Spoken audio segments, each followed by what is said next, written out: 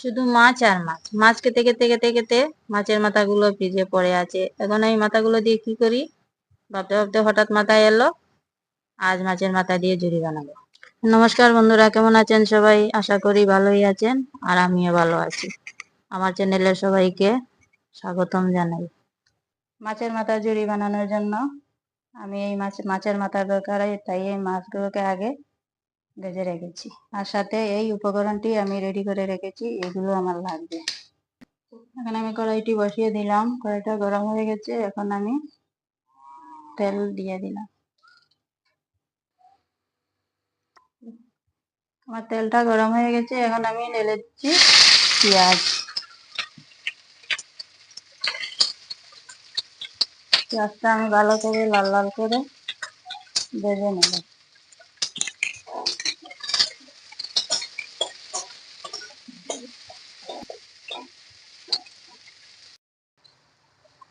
পেঁয়াজটা আমার ভাজা হয়ে গেছে। এখন আমি পেঁয়াজটা নামিয়ে নেব।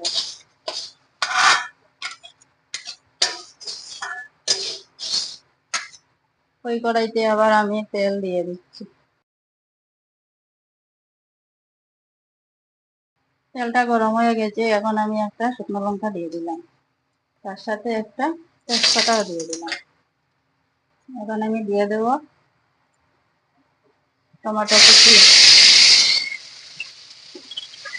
টমেটো কুচিটাকে আমি এখন কুচি নাড়ে করে এর সাথে আমি কয়েকটা কারি পাতা দিয়ে দিলাম। কারি পাতা আগে দিলে ভালো হয়, আমি পরে দিয়ে দিই। দুটা কাঁচা লঙ্কাও দিয়ে দিয়েছি। এখন টমেটোটাকে আমি ভালো করে কষিয়ে নেব।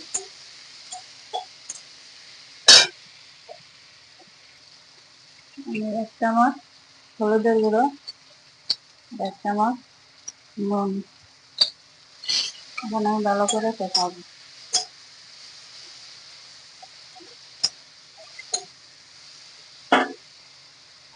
এখন আমি তার সাথে দিয়ে দিচ্ছি আদা কুচি। আদা কুচি দিয়ে আমি ভালো করে কষাবো। এখন আমি দিয়ে দিচ্ছি হাফ বাটা রসুন।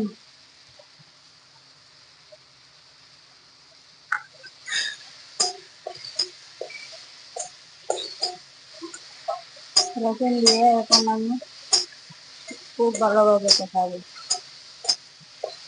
রসুনের কাঁচা গন্ধটা যতক্ষণ না গেছে ততক্ষণ আমি কষিয়ে নেব।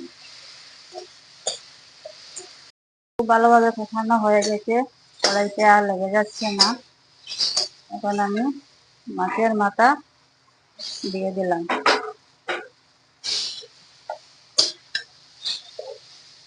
মাথাটাকে আমি ভেঙে আবার কষাবো।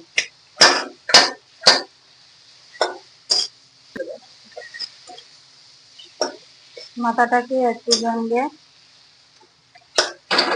আবারও ভালো করে কষাবো।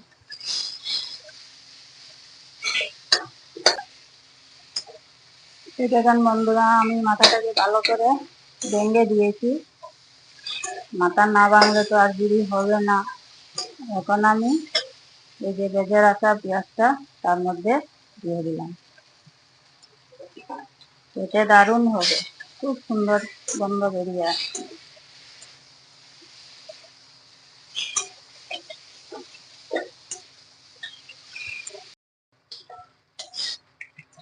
বন্ধুরা, কিছুক্ষণ কষানোর পর আমার এখন পুরা রেডি হয়ে গেছে। কড়াই থেকে ছেড়ে দিয়েছে আর কড়াইতে লেগেও যাচ্ছে না। কি সুন্দর ঝুরঝুরে হয়েছে মাছের মাথাগুলো। এখন আমি এই বড় ধনে পাতা দিয়ে দেবো। বন্ধুরা, এই ধনে পাতাটা দিলে খুব স্বাদ লাগে। এই বড় ধনিয়া পাতাটা দেওয়ার চেষ্টা করবো। আর একটু নেড়ে চেড়ে ধনে পাতার চ্যাংটা লাগিয়ে আমি নামিয়ে দেবো। হয়ে গেছে আমার মাছের মাথার ঝুড়ি। এখন নামিয়ে নিচ্ছি।